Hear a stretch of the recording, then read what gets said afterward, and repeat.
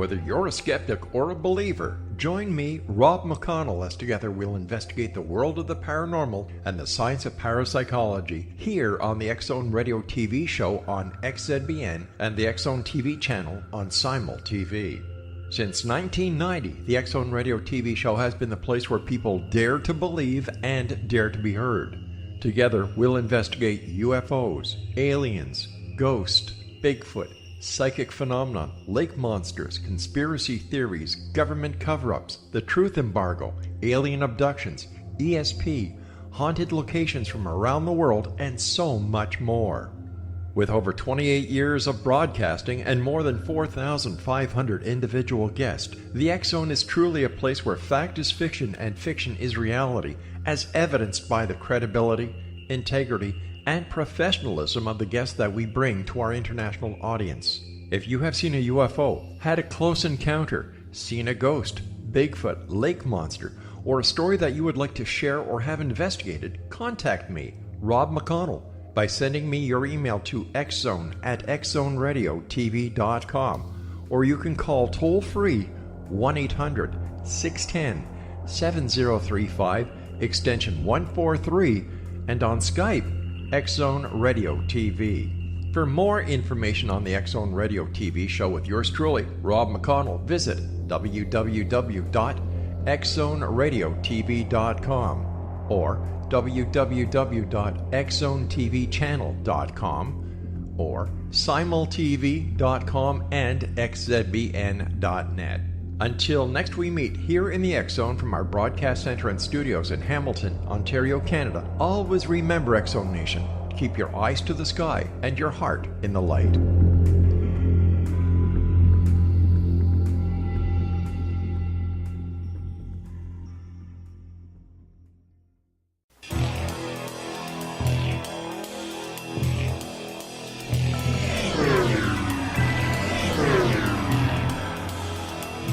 This is A Different Perspective with Kevin Randle. A retired U.S. Lieutenant Colonel, Kevin Randle has been studying UFOs for nearly 50 years.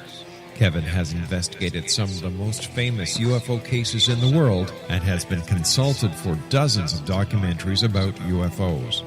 Considered one of the leading experts into the Roswell UFO crash of 1947, Kevin has written more than 25 books about UFOs, including the recently published Roswell in the 21st Century. Now, here is the host of A Different Perspective, Kevin Randle.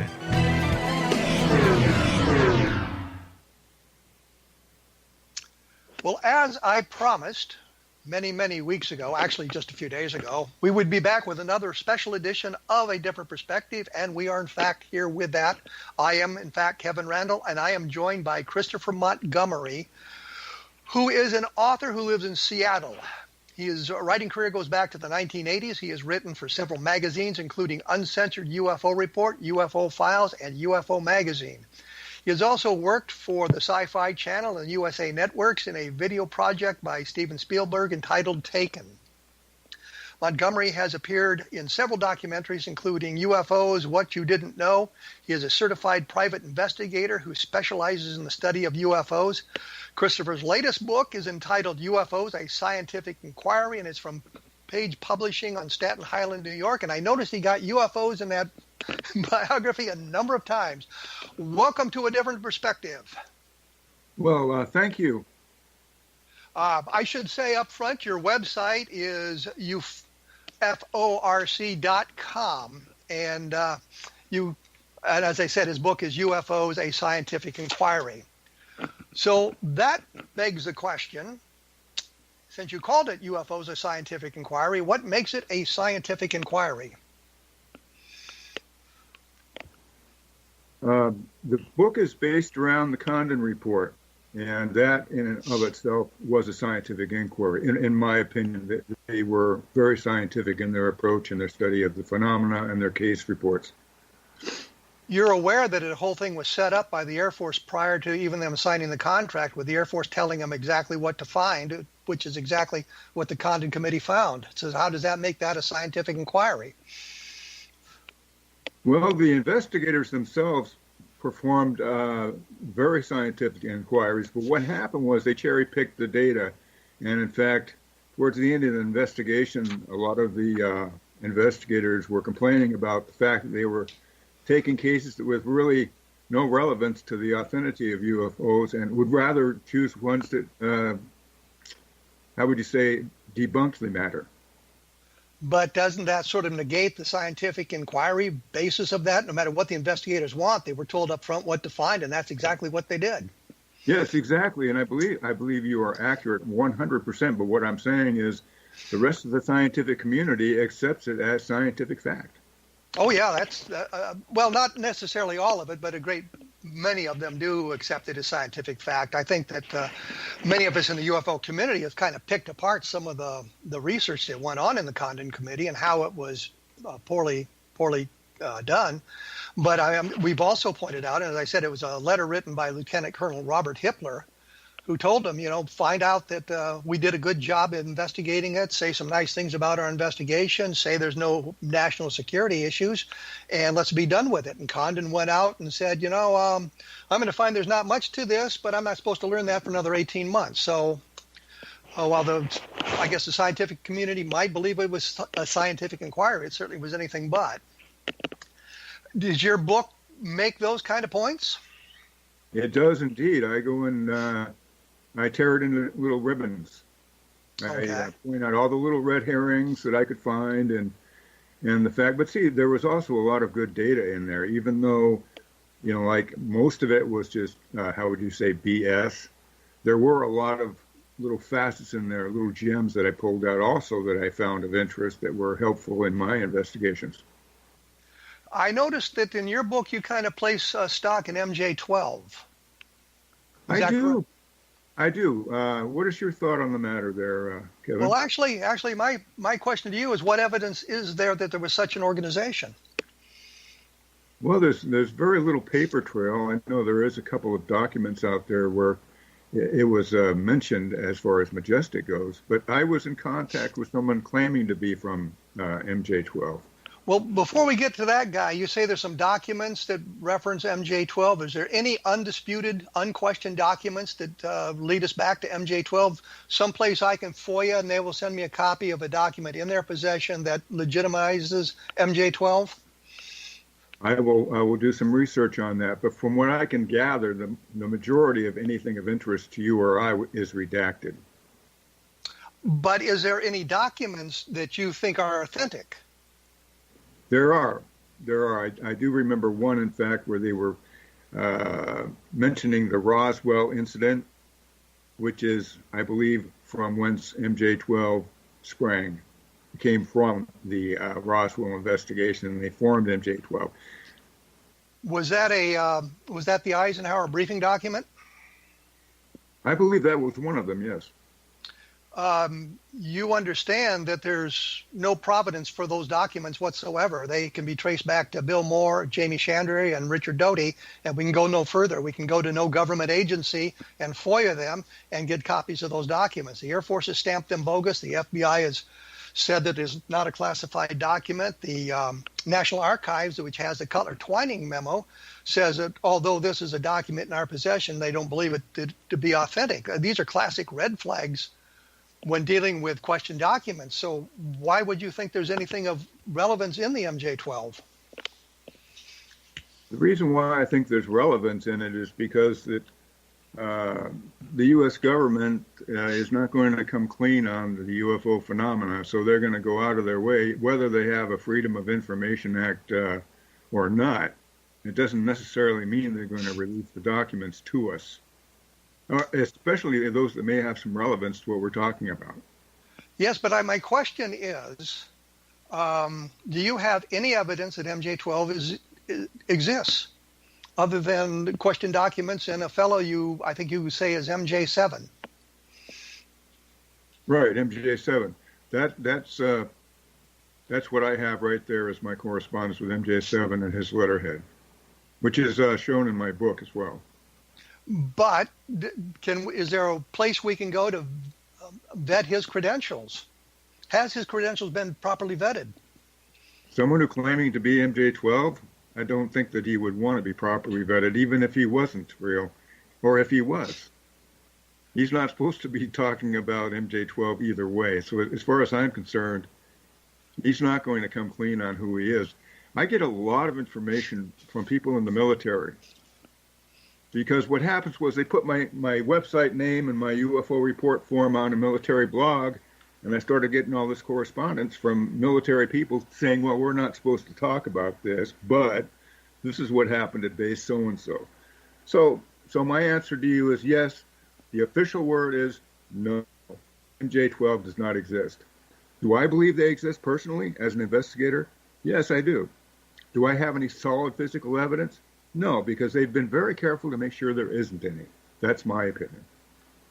But we've been able to crack a number of things. Project Moondust, for example, which the Air Force denied even existed. And we were able to crack into that through documentation. That can be FOIA, that we can find evidence. In fact, the Project Blue Book files, if you look at them closely, you find a number of cases labeled Project Moondust. This was a classified project with a classified code name.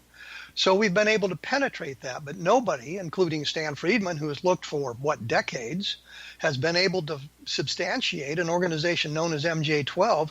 And the only majestic document that we can find is a war plan from 1952 that dealt with the logistics of resupplying our forces as they attempted to resist a Soviet invasion into Europe.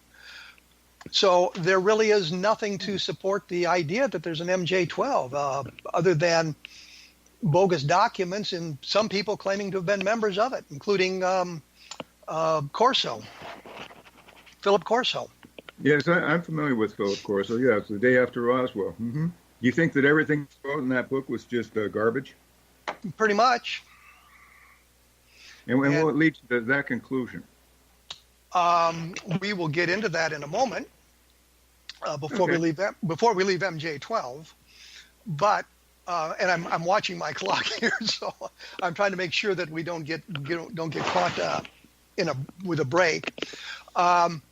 But from what I understand, then you have nothing to substantiate that MJ-12 as an organization to investigate UFOs exists, other than some correspondence with a fellow claiming to be a member of that committee.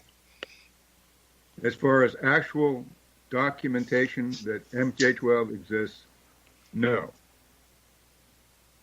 So, but you still believe that it's a legitimate organization? I do.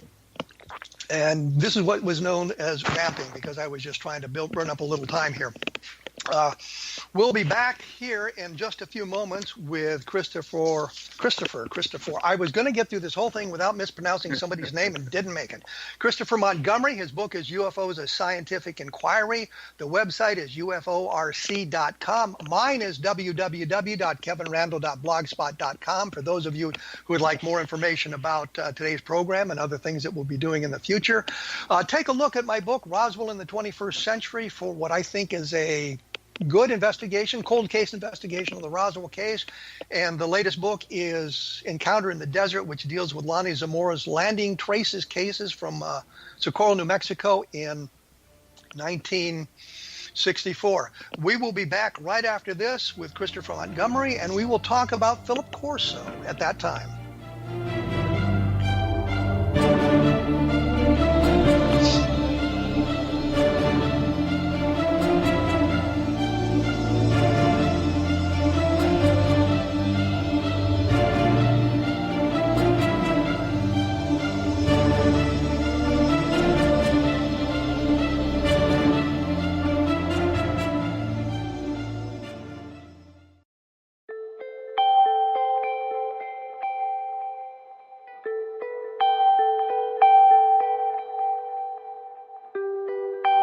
It's hard to listen to the news without realizing we're living in volatile, unprecedented times. Yet never has there been such an opportunity to transform the human condition. As old structures fail, where can we find the guidance to co-create a better way? Find Your Path Home is an ever-evolving, leading-edge information, education, and healing resource center designed to support and guide you on your path to unity and enlightenment. Based on sound principles employed by shamans worldwide, we provide techniques that can support you through the current transitions, offering online shamanic classes, international long-distance shamanic healing sessions, complimentary Mission Evolution radio episodes and Stairway to Heaven TV vignettes, seminars, retreats, and much more. All of this can be found on findyourpathhome.com. So I was watching the X Zone TV channel last night when I was abducted by aliens, and they kept repeating to me over and over again, simultv.com, simultv.com. What's simultv.com? That's what I asked them. They had it written on the side of their UFO. How do you spell that? UFO. No, I mean simultv.com. simultv.com. simultv.com. Right. simultv.com. Interesting that you were abducted by aliens in a simultv.com UFO last night. Oh, yeah? Yeah. Now that you mention it, I remember now last night I was awakened from a deep sleep. My great-grandmother was standing there. She said she'd come from the hereafter to tell me about simultv.com. She even spelled it out for me. simultv.com, sonny boy. simultv.com. simultv.com, sonny boy. Wow. Yeah. Guys, you'll never guess what my psychic guru just told me. simultv.com. Exactly. Are you guys psychic too? Of course. We all know about simultv.com. simultv.com.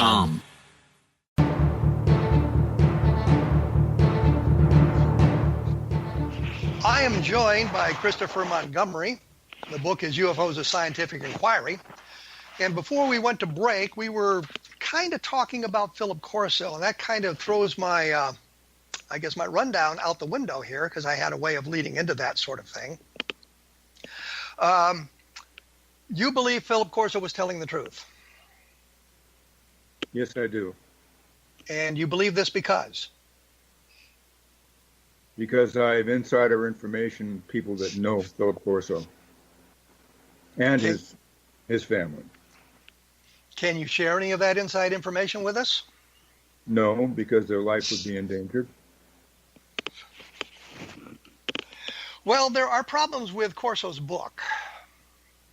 Are you familiar with RE convoy regulations?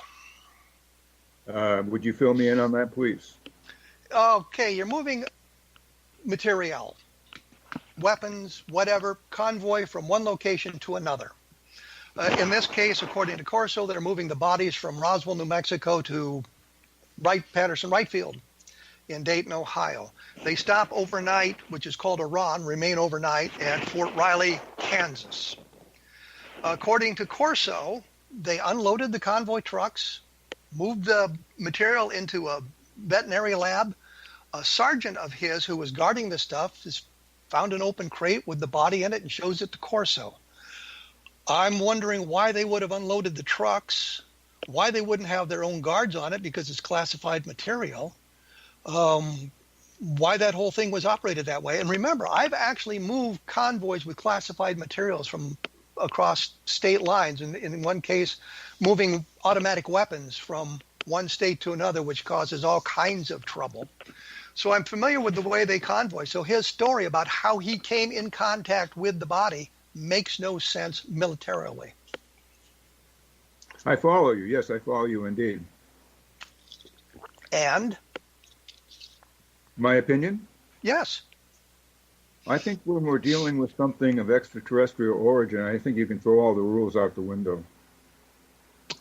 I think when you're dealing with something that highly classified, you not only keep the rule book open, you follow it religiously. And there is absolutely no reason. And I can understand why, if they were moving from Roswell to Wright Field, they would follow a specific route to put them at specific military bases to remain overnight because it gives them added security. I do not understand why they would unload the trucks. I do not understand why they would not have their own guards on it. I do not understand how the crates, even if they were moved from the trucks to another location, would have been opened so that the guys at Riley could look into them. It's a classified material. You would want to keep it very secure, and that wasn't done. I also wonder why they didn't fly the material. Yes, well, you've got to remember, too, there's a whole mythology about UFOs and airplanes, too. That's relevant because how is that relevant? Let me see. There was a case here in Washington where they were shipping some alleged debris from a UFO, and the plane crashed. And What year was that? What year was that? I have to research it. My point, in 1947, there wasn't those sorts of protocols in place. This was something new to them. And the quickest way to move the material and the safest way to remove the material, most secure way to move the material is to use aircraft. And you don't put everything on one airplane. You spread it out. So in case one crashes, you don't lose everything. That makes sense to me. Yeah. So doesn't that negate part of Corso's story? I think the Corso, I think what was going on with Roswell was something that was so new and so unexpected and so out of this worldly that they didn't really have a protocol that could adequately address the level of security concerns. And secondly, my experience with people in the military, non-cons, not officers, and certainly not officers who took their job as seriously as you did, will often do things like that and breach protocols and say, hey, look at this over here. I'm just saying, it may not be protocol, it may not be Army regulations or Air Force regulations, but these things happen. So as far as a soldier saying, hey, look at this over here, have you ever seen anything like this? It could happen, and it does happen. But I'm saying in this specific case, the materials would have been guarded by the soldiers in the convoy, not the soldiers at Fort Riley. Therefore, Brownie, who was an NCO, wouldn't have been able to tell Corso, hey, look what we found by poking around in this stuff. Uh-huh. If you're going to have a breach of the protocol, it would have been the soldiers on the convoy, and they would have probably known that nobody that they would have come in contact with at Fort Riley. So I find that story simply doesn't work on so many levels, and yet this is the way he supposedly saw the alien bodies from Roswell. That's interesting. You have a lot of military experience, I take it. Yes, I do. And so you certainly have a little bit of an advantage over me. But this information has been out there for several years. Corso was in Roswell talking about his military experience, and he said that he had been the base commander at White Sands. Sure. Not a commander, the commander. There was never a lieutenant colonel who was in command at White Sands. They were all general officers with two exceptions. One was the very first commander, a guy named Turner, and another was a full colonel who took over when the general who was in command died unexpectedly, and he took over as acting commander. So Corso had a habit of embellishing his credentials. I believe there may have been some embellishments, but let me remind you, Kevin, that my specialty is investigating UFOs in the here and now. I do not specialize in military, nor Corso, nor Roswell, nor any of that. I can only go by the experiences I have had, which is investigating UFOs. Now, let me give you an example here. Have you ever seen a UFO, Kevin? I usually say no to that question because the UFO sighting was so trivial and unimportant, and people on this program have heard it so many times, but it was just a bright light crossing the sky. Okay, a nocturnal light, but was it behaving like an aircraft? It was behaving like a satellite. Like a satellite. Okay, irregardless, you had an experience. Now, I've had UFO sightings myself, just drawing from experience, where I've had 5 or 6 different witnesses at one time, including myself, who has seen triangular UFOs. I have seen flying saucers. I can go down the list. So you're talking to a believer who's physically seen them himself with other people, have triangulated cases. So my take on the phenomena is the here and now, what's going on in our world today. This is where I'm coming from. I really don't have a great deal of experience with military matters, but I can tell from the way you talk about it, you certainly have, and you've done a lot of research on this, and I certainly respect you for all the work you've done. But do you see the difference in different approaches we have here? Oh, absolutely. I approach it as a skeptic, and you approach it as a true believer. Yes, because I've seen them. And so you believe the Maury Island case, for example? With the slag? Yes. Yes, I believe that case. Have you looked at all the testimony by Chrisman and Dahl, the two guys, the harbor patrolmen who really salvaged boat operators who found the slag?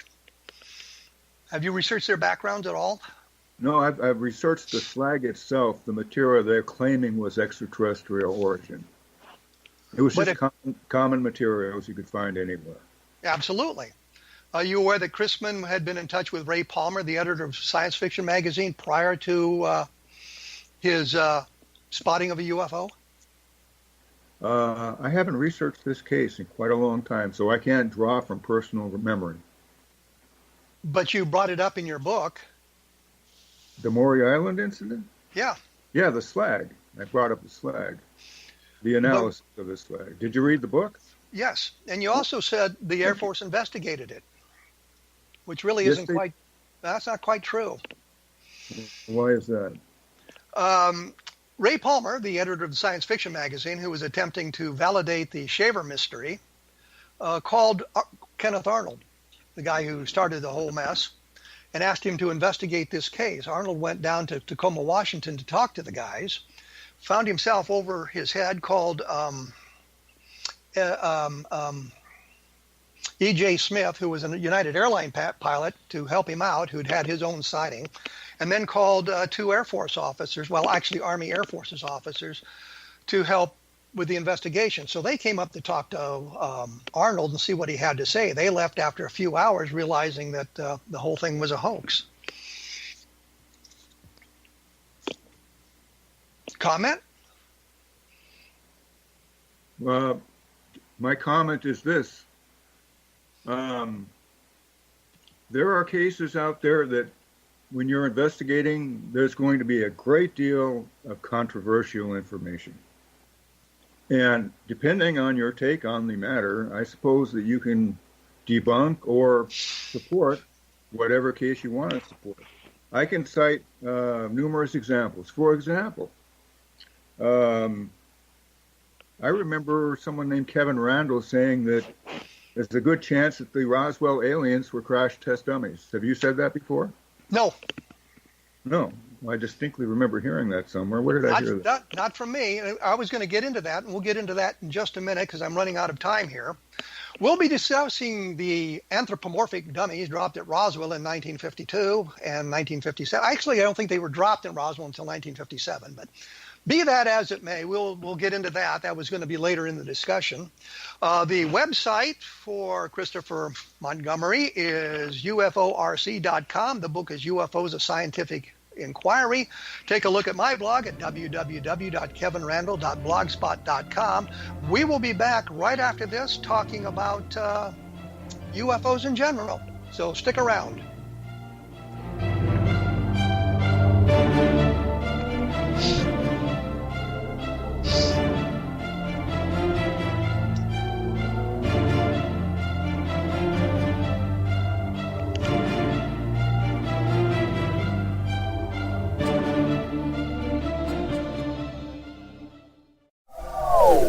They are here, and they've been here for thousands of years, making their presence known in the shadows. They might be seen by a lonely motorist on a deserted road late at night, or by a frightened and confused husband in the bedroom he is sharing with his wife. But who are they? What do they want? Why are they here? Perhaps most concerning, has the government been aware of their presence all along? The new book by L.A. Marzulli, UFO Disclosure, the 70-year cover-up exposed, delves into the world of UFOs. Can full disclosure be soon? Order now and receive a free hour and 37-minute DVD on the UFO phenomenon. UFOs are real. Get both the book and the DVD, a $40 value, for only $19.99. To order your book and DVD today, go to lamarzulli.net. That's LAMARZULLI.net.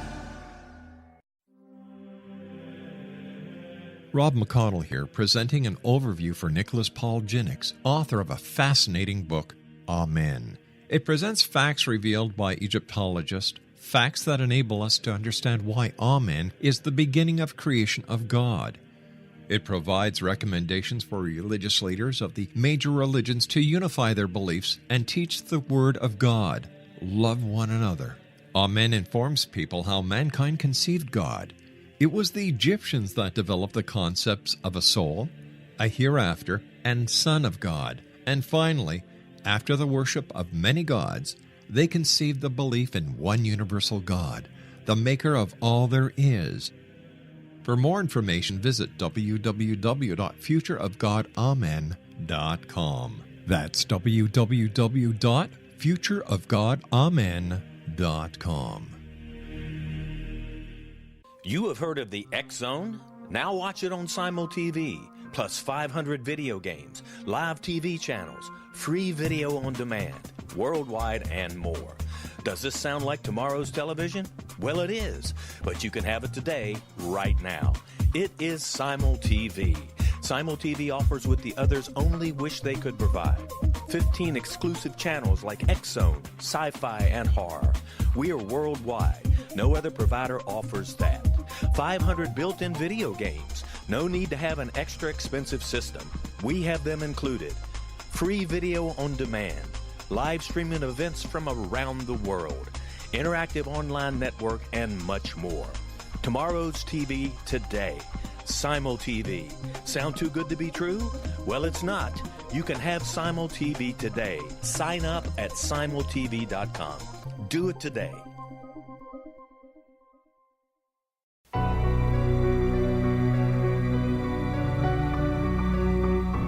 And we are back. I am joined by Christopher Montgomery. The book is UFOs, A Scientific Inquiry. And we were talking about the crash test dummies that fell at Roswell in the 1950s. And I said that Christopher Montgomery had told Rob McConnell that I'm retired, and I've written books about UFOs, and yet you can find red herrings in his books too. For example, he believes that the aliens recovered at Roswell were crash test dummies, and crash test dummies didn't come along till the 1950s. I say I never said any such a darn thing, and I'd like to know where he got that information. So, Christopher, where did you get that information? No comment. What does that mean? That means I wish not to comment. Would you like to retract the statement? I'm not retracting anything. I'm not making any comment. It's an untrue statement. No comment. Well, that's certainly helpful. You wrote that you believed I was a shill for the Air Force in a campaign to debunk UFOs. What's your evidence for that claim? Do you know what a shill is? Absolutely. What is a shill to you? What does that mean? I'm here to ask the questions. I want to know why you would say that. What does that mean to you? I'm trying to make a point. Well, go ahead and make it. The point is this. The government uses people as their mouthpiece to debunk UFOs. That is a shill. That's what I consider a shill. I consider you to be a shill. You're not consciously working for the government. I don't think you even know the government's manipulating you, but I believe they are. That's what I meant by that. I don't think that it's any intention of yours to debunk UFOs for the government, but I think they're using you for that purpose. So what you're saying that if I suggest a UFO sighting as a terrestrial explanation, for example, the Charles Whitted case, which we've talked about many times on this program, the two airline pilots who saw cigar-shaped craft flash by them in 1948 with square windows and a flame out the back. When I say I believe that case is now solved as a bolide, because that's where the evidence takes us, that makes me a debunker? A bolide doesn't have windows and exhaust coming out the rear end.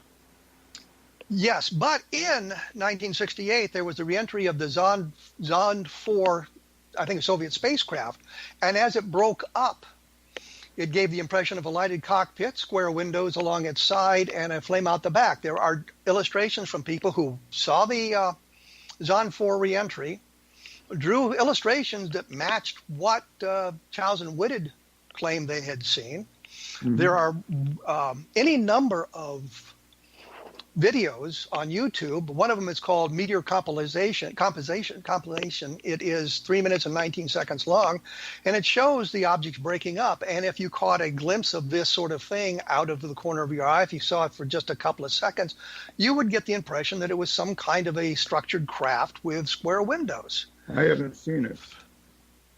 The point being that we have now, I think in 2019 good evidence that the sighting by Childs and Whitted was probably a bolide. And that was an answer that J. Allen Hynek gave to it in the very beginning, said it sounds like a bolide. It sounds exactly like a bolide.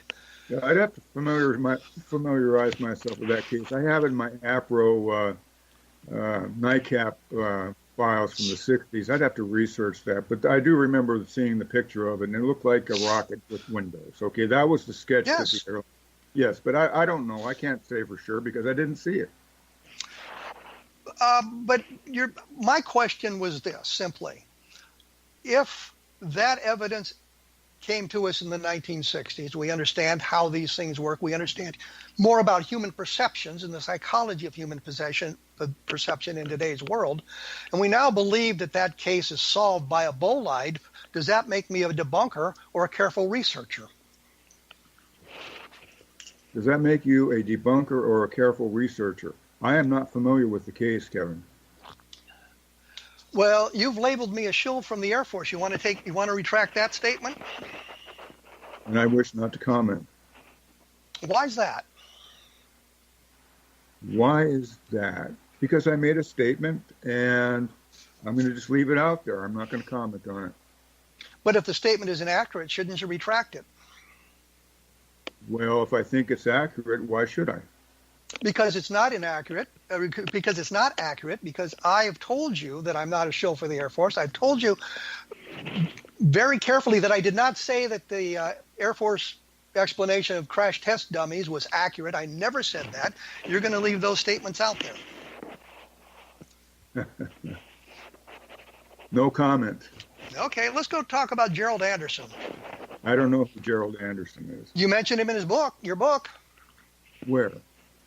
You were talking about Corso, and you said in your book, whether Corso knows it or not, the day after Roswell corroborated Anderson's story. The details told by Anderson jibed in nearly every respect. Randall has egg on his face. Isn't this all about getting even with me for saying something in my book, Nope. Kevin? Nope. It's all about trying to find out where this information came in or where your belief structure lies. You're now talking about Gerald Anderson. I'd like to talk about Gerald Anderson. This is not about Gerald Anderson, Kevin. This is about you. No, it's about Gerald Anderson now because I'm running the program. I just want to know, do you believe Gerald Anderson is telling the truth? No comment. Sounds like you were not prepared to discuss your book. It sounds like, to me, that you're giving me a hard time. Oh, yes, this is true. Yeah. I planned on it. I read your book. I went through it after you made the comment that I had talked about the crash test dummies. You mentioned Gerald Anderson. So I thought we should chat about Gerald Anderson because you seem to believe that his tale is true. You said that I was wrong about the location of the wreckage. The wreckage site is actually in Arroyo on the plains of San Agustin near Corona. But the plains of San Agustin aren't near Corona. So I just wanted to straighten some of these things out.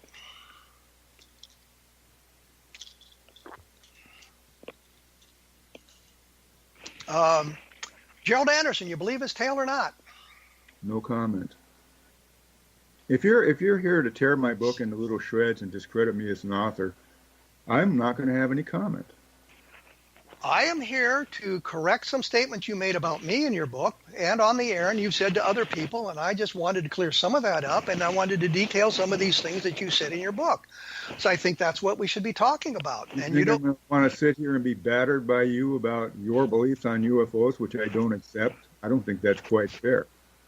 No, I'm not talking about beliefs. I'm talking about evidence and things that you have said in the past that are simply not true. You said you had an Air Force source. Is that correct? Or an inside source? An inside source? Yeah. They told you that I was working for the Air Force or gave you some of the information about the Air Force? I don't remember saying that. Okay. I was just wondering who this I guess the point is the inside source, if he's telling you things about me and the Air Force that he's not giving you good information because I know exactly who I am. I know exactly what I've done, know exactly what I've written. And a number of the cases that you touched on in your book and have mentioned here, Maury Island, Gerald Anderson, I think you talked about Tunguska, 1908 crash. You talked about the Condon Committee and their studying of electromagnetic effects. You mentioned Gerald Anderson and said that you believe Corso corroborated Anderson. I'm just trying to determine whether or not where that information takes us, what evidence you have to draw those sorts of conclusions. I understand where you're coming from. So are you going to continue to participate in the conversation? Participate in the conversation. I have been participating. You've said no comment a number of times. Do you want to talk about Gerald Anderson or not? No comment. Why not? Okay, how about this? And this, I know where you're going to go with this, but you said Randall devoted an entire chapter in his book, The Plains of San Agustin, New Mexico, to debunk Anderson. Since I never wrote a book called that, where did the information come from? I'm looking at a book right here. Yes. Called A History of UFO Crashes. Yes. By Kevin Randall. Yes. You familiar with that book? I believe I am. There's a few red herrings in there, too. Name one. I'm not going to go into it because I'm not going to sit here and bash anybody. Okay. Back to the question. Randall devoted an entire chapter in his book, The Plains of San Agustin, New Mexico, to debunk Anderson. No comment. I never wrote a book. Oh, you're not going to... Where'd the information come from? No comment. You must have a source for some of this.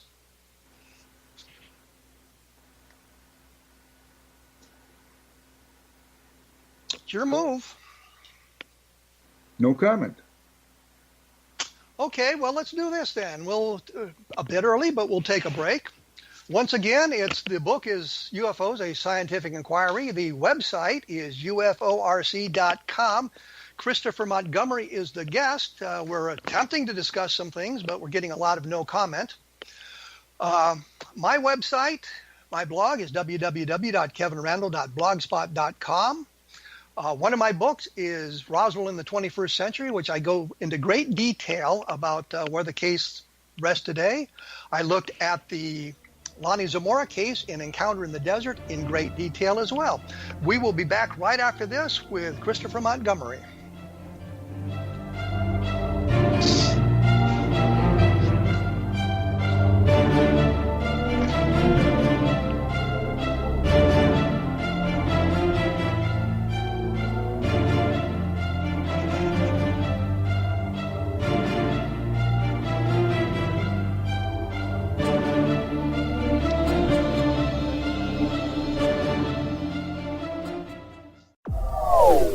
They are here, and they've been here for thousands of years, making their presence known in the shadows. They might be seen by a lonely motorist on a deserted road late at night, or by a frightened and confused husband in the bedroom he is sharing with his wife. But who are they? What do they want? Why are they here? Perhaps most concerning, has the government been aware of their presence all along? The new book by Ellie Marzulli, UFO Disclosure, the 70-year cover-up exposed, delves into the world of UFOs. Can full disclosure be soon? Order now and receive a free hour and 37-minute DVD on the UFO phenomenon. UFOs are real. Get both the book and the DVD, a $40 value, for only $19.99. To order your book and DVD today, go to lamarzulli.net. That's LAMARZULLI.net.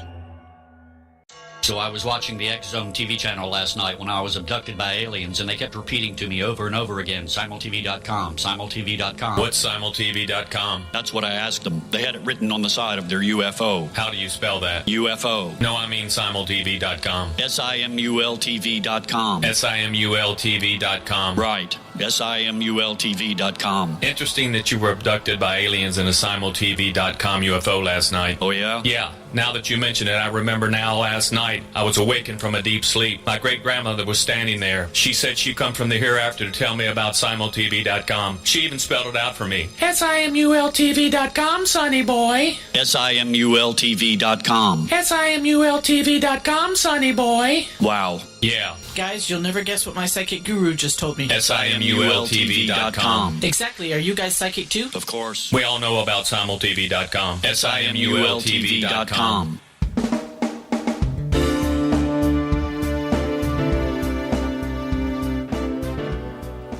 And I am back. Notice I said I am back. My guest has deserted us. I don't know why. I would like to point out that I had very carefully gone through his book. I had gone through some of the things he had said, and I was very familiar with a lot of the things he talked about briefly in his book. And I thought it only fair to question him about these sorts of things because he made statements with which I didn't agree, but mostly about me, but I thought it was only fair to question him about that. And I think that if you're going to call someone a shill for the Air Force, you're going to suggest that I employ a misinformation campaign to elude the truth about UFOs. If you're going to make those sorts of allegations about someone, you should be prepared to defend those where the information takes you. When he said on Rob McConnell's X-Zone broadcast that he believed that I had said that I believed that their aliens at Roswell were crash test dummies, I wanted to know where he got that information. I've never said anything like that, and I was one of the first people to, shall we say, debunk that idea. I talked to witnesses involved in these cases. Gerald Anderson, for example, he mentioned Gerald Anderson in his book and the crash on the plains of San Augustine. I talked to Gerald Anderson. I was the first one to talk to him. I do vet the witnesses. And when we discovered Gerald Anderson was claiming to be a Navy SEAL, and that turned out not to be true, when Gerald Anderson said he'd never taken a high school anthropology course from Dr. Winifred Buskirk, who, by the way, is the man Anderson identified as seeing the crash and the bodies on the plains of San Augustine.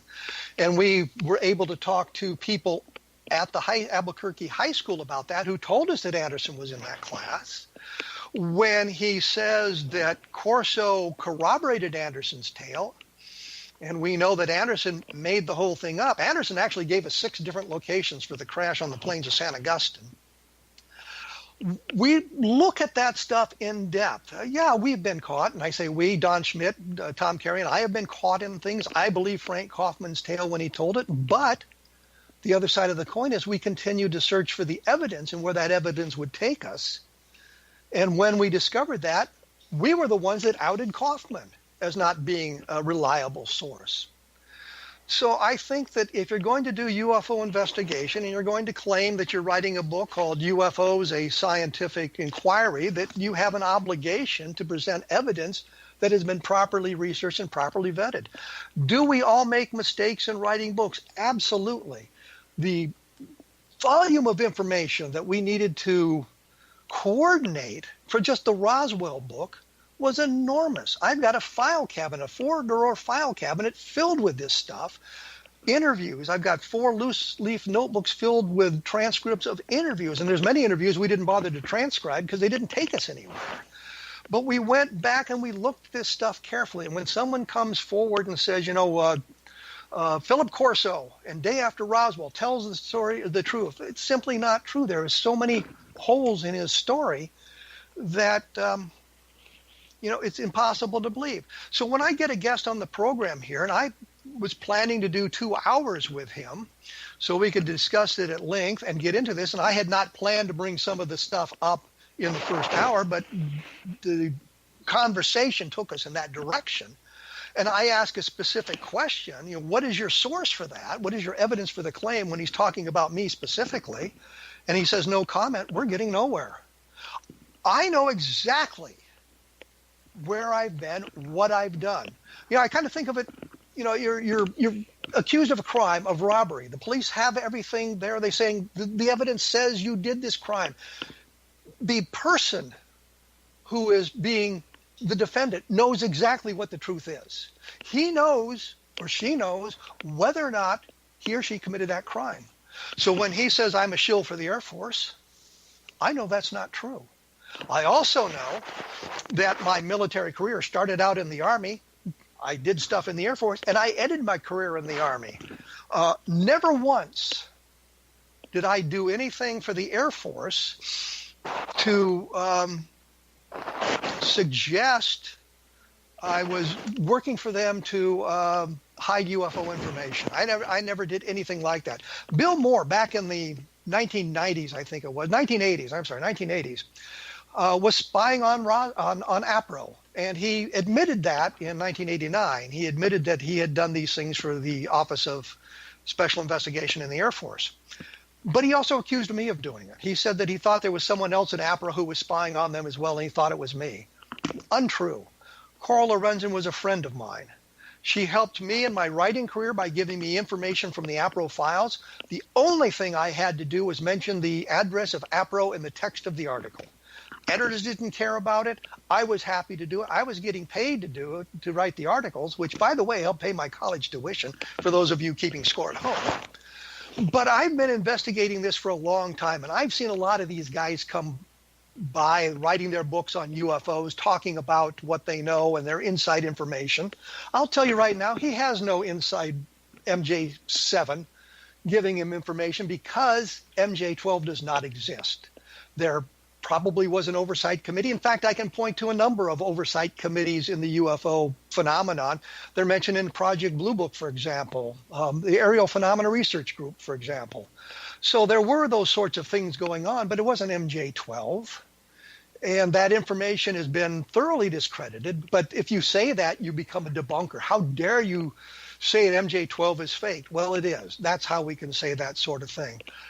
I am always of the mind, if I come on a radio program and I'm going to talk about my book, I am prepared to defend my book.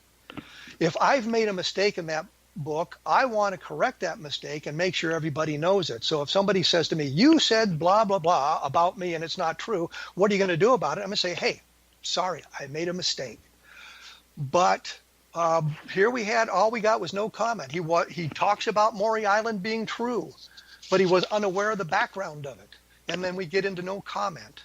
I had, like I said, I had a rundown prepared for this sort of thing so that I could discuss this in a chronological order and get to the parts that directly affected me later in the program.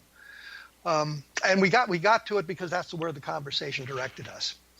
But I think what you've got to take away from this is there's an awful lot of stuff going on in the UFO field today, and there's a lot of people coming into it, and some of it leaving it.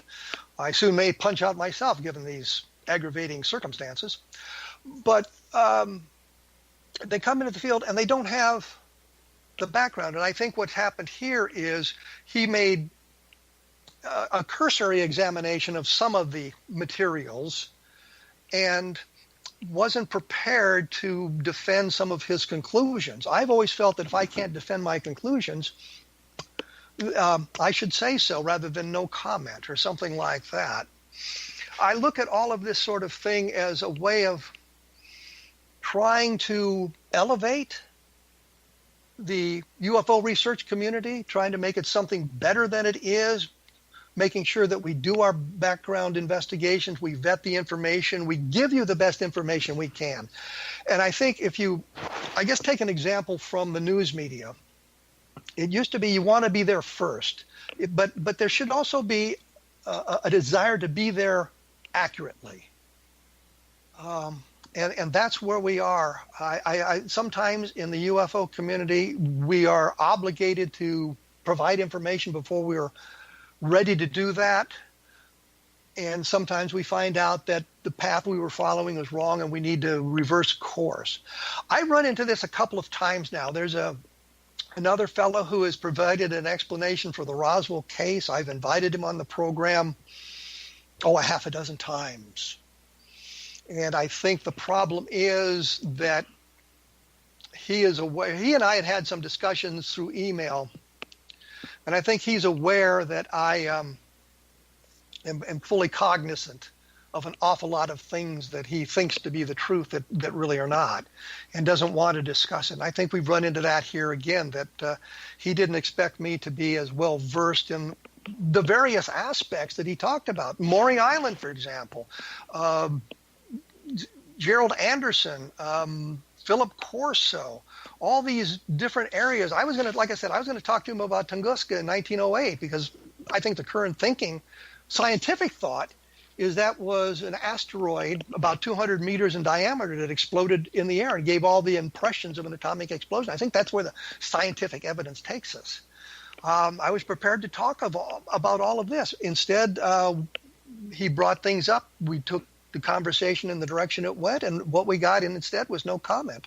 We were not fully prepared to discuss these sorts of things.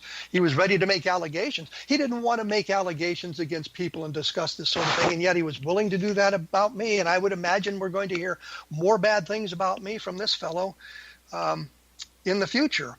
But the fact is he was not properly prepared, and he did not do he accused me of not doing my homework with Rob McConnell on the X-Zone broadcast.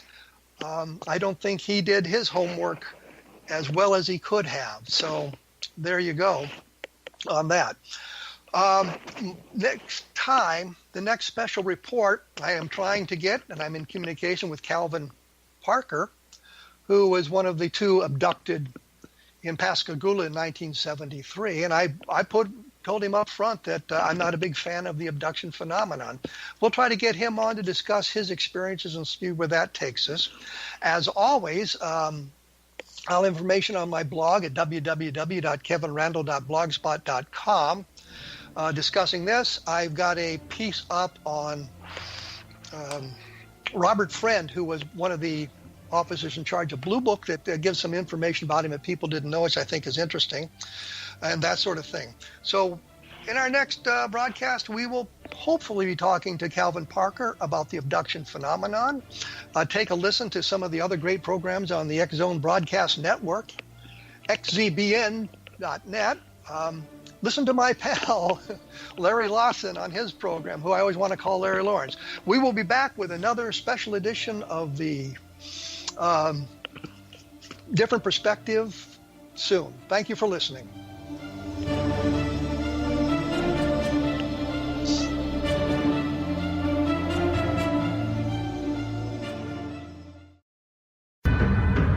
If you are looking for a safe, zero-calorie natural option to the harmful artificial sweeteners on the market today, Just Like Sugar is what you're looking for. Just Like Sugar is a wonderful natural alternative for those health-conscious people who choose a calorie-restricted diet with a great, pure, sweet flavor that tastes just like sugar. Just Like Sugar is a great natural option for people suffering from diabetes and may be useful in restricted diet programs where standard sugars are not allowed and does not cause a laxative effect of some other sweeteners. Just Like Sugar comprises a perfect blend of chicory root fiber, natural calcium, natural vitamin C, and Just Like Sugar's sweetness comes from the natural flavors from the peel of the orange. Just Like Sugar is a natural alternative to harmful artificial sweeteners and will change the way that you believe all natural sweetener products taste. Just Like Sugar is available at your local Whole Foods markets, Wild Oats markets, Henry's, Sun Harvest, and many other fine natural food stores in the U.S., Canada, and worldwide. They are here, and they've been here for thousands of years, making their presence known in the shadows. They might be seen by a lonely motorist on a deserted road late at night, or by a frightened and confused husband in the bedroom he is sharing with his wife. But who are they? What do they want? Why are they here? Perhaps most concerning, has the government been aware of their presence all along? The new book by Ellie Marzulli, UFO Disclosure, the 70-year cover-up exposed, delves into the world of UFOs. Can full disclosure be soon? Order now and receive a free hour and 37-minute DVD on the UFO phenomenon. UFOs are real. Get both the book and the DVD, a $40 value, for only $19.99. To order your book and DVD today, go to lamarzulli.net. That's LAMARZULLI.net. You have heard of the X-Zone? Now watch it on Simul TV, plus 500 video games, live TV channels, free video on demand, worldwide, and more. Does this sound like tomorrow's television? Well, it is, but you can have it today, right now. It is Simul TV. SimulTV offers what the others only wish they could provide. 15 exclusive channels like X-Zone, Sci-Fi, and Horror. We are worldwide. No other provider offers that. 500 built-in video games. No need to have an extra expensive system. We have them included. Free video on demand. Live streaming events from around the world. Interactive online network, and much more. Tomorrow's TV today.